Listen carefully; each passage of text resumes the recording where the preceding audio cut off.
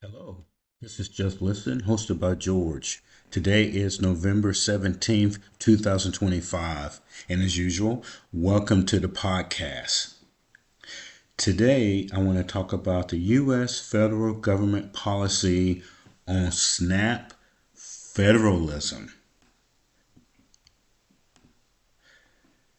The first thing to define is two things: the federalism part of SNAP, and then what SNAP stands for. Let's start with those two.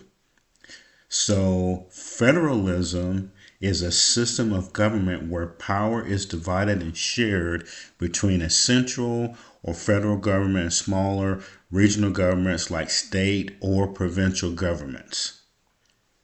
That's federalism. So, SNAP federalism is the process where this program is administered and there is a sharing of responsibilities between the states, the federal government, and even at the local levels. So, SNAP is a mixed model of federal funding and state administration, which recently has created tension regarding the federal government's fiscal control versus the state's operational control. Okay, that is the heart and soul that was identified during the last government shutdown. If you will remember, there were recent court battles over funding during the government shutdown, where federal judges have ordered the use of contingency funds, while the federal government argued this was an overreach of judicial authority and the states could not issue full payments. So that's what all of that back and forth over who got the money and when was doing.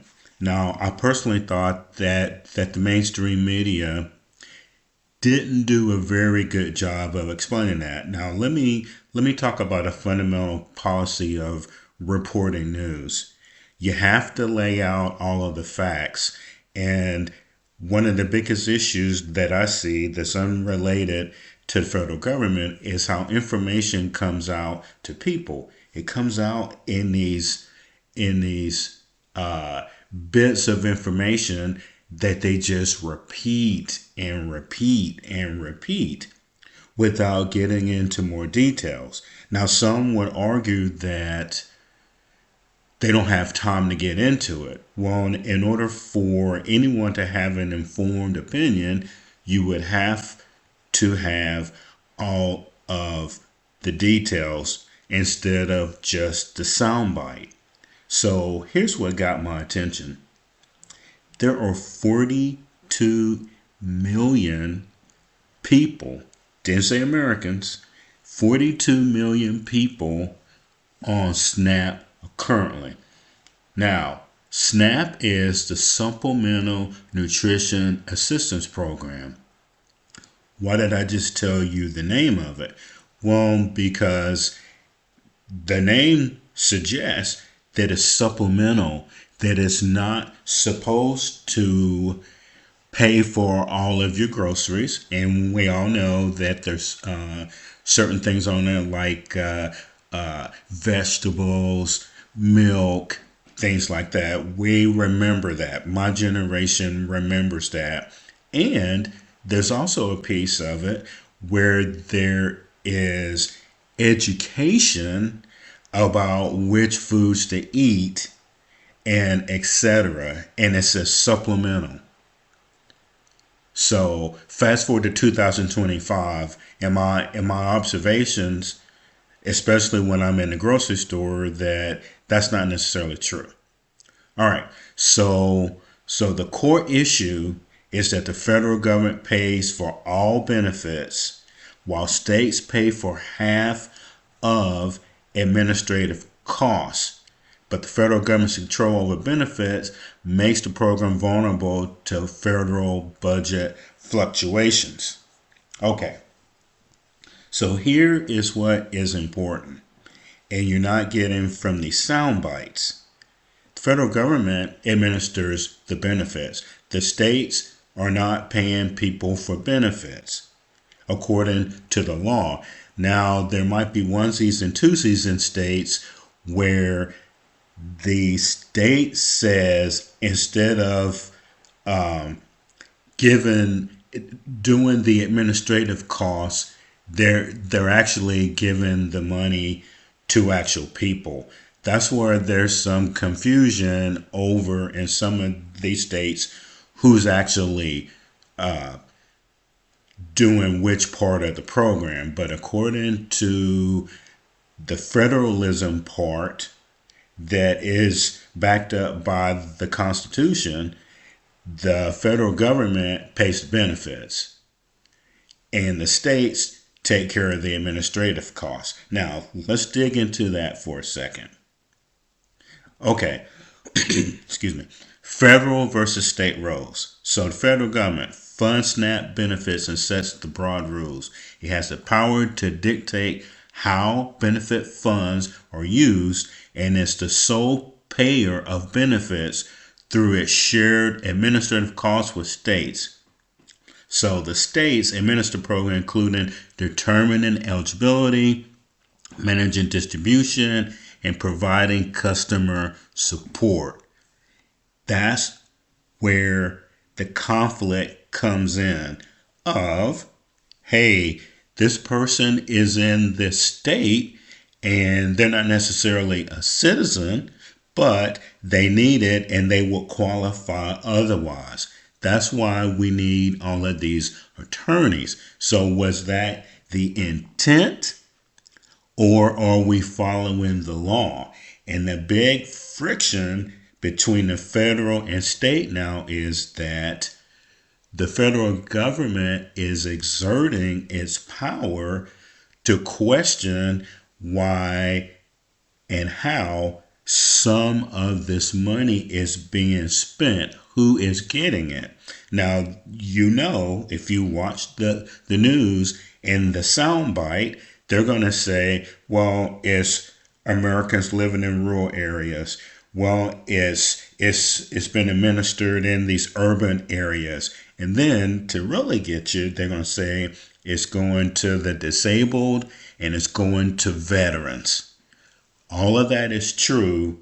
However, the states, depending on which one you're in, can, through the administration, expand it to other people. That's where the fight is. All right. So, recent federalism conflicts. So, like I said in the beginning, the government shut down. Federal judges ordered the federal government to use contingency funds to ensure SNAP benefits were paid in full. Right? So the contingency funds apparently were there, and the judge said, okay, well, you've got the money, give it to the states, and then they're going to administer it. And there was lots of pushback. Well, the rules say that the federal government can do that, and the courts were the mediator. So that's normal, and it wasn't because the federal government was just being mean about it and for some reason didn't want to give out money. That part is not true. This is the federalism part of the SNAP program, where there is a sharing of responsibilities and the federal government has oversight to who gets it, why they get it, etc., not the states. So the financing structure where the government pays 93.4% of the program's total cost, that's the benefit, means that Congress ultimately controls the program's fate and can cause states to reduce benefits if appropriations are not made. And that is the most important thing. It looks like that the current administration over the next 3 or 4 years is going to reduce the funding. So when the states get less funding, they're going to have to scrutinize the eligibility part, because the federal government is saying you don't need all of this money because you got X amount of people, and you're saying that you've got more than that. That's what the battle is over. And this is what the battle of who is really eligible for these programs. Now, let me pivot to something. So, in the big, beautiful bill, there was a couple of things that put people on notice because the federal government is saying we need to know if someone is really eligible. The first one was, and I said it in the previous podcast, able-bodied adults. So if you are an able-bodied adult, the federal government is simply saying, hey, why are you on the benefits if you can actually work? That is part of an roundabout audit process that is challenging the number of people on there. Now, the other big one was work requirements. And that ties in with being able-bodied. And the other thing was administrative cost sharing. That's the other big one. So basically, when the states are getting the money, and this is all in the big, beautiful bill, let me restate that. The states can't take the money and then decide, well, I want to give it to these people because they need it. And that's what the fight was over. And it was really highlighted, like I said earlier, from the not Affordable Care Act, when it was with the subsidies, but it was really highlighted when the states did get money and then they decided to give it to additional groups. Just look at New York. That's why the mayor at the time, Eric Adams, was asking for more federal funding so that they could administrate the funds to the people. So that's what that was about. Now, I wondered if they were actually doing quality control on SNAP program. So, of course, like everybody else, I Googled it. So, according to Google and AI, they do audits. Quality control reviews are conducted on SNAP program at both state and federal levels to ensure program integrity. Now, I'm a little bit old school with that. Quality control and doing audits. Audit to me means that someone physically comes to a location like a store. Now, they do retailer inspections, and there's these other things at higher levels.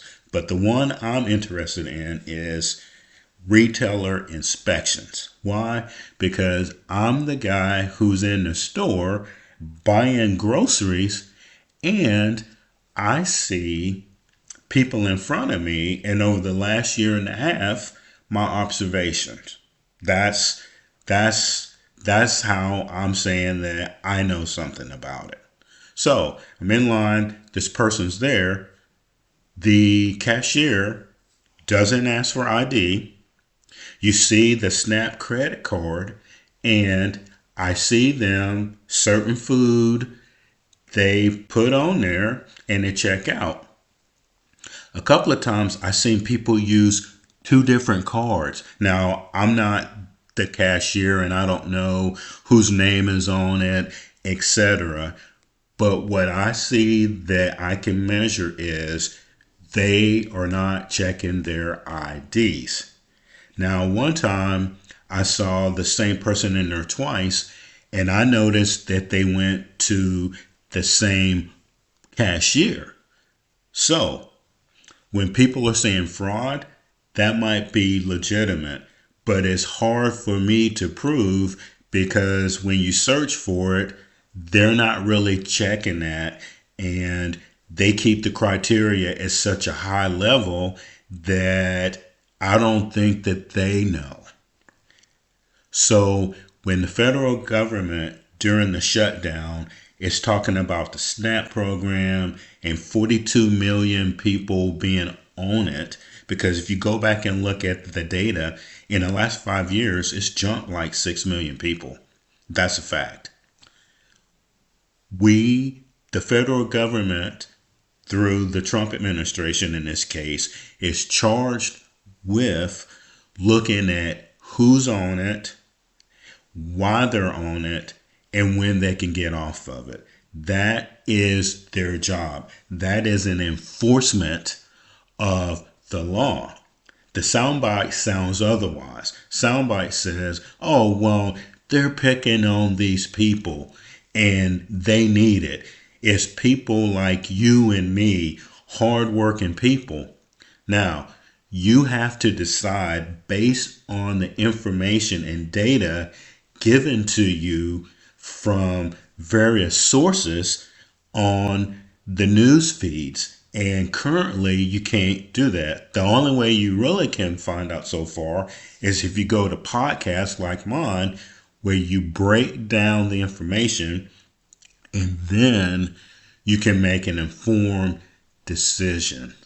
So this one is very interesting. Sorry for going a little longer. This is Just Listen, hosted by George. Let me know what you think.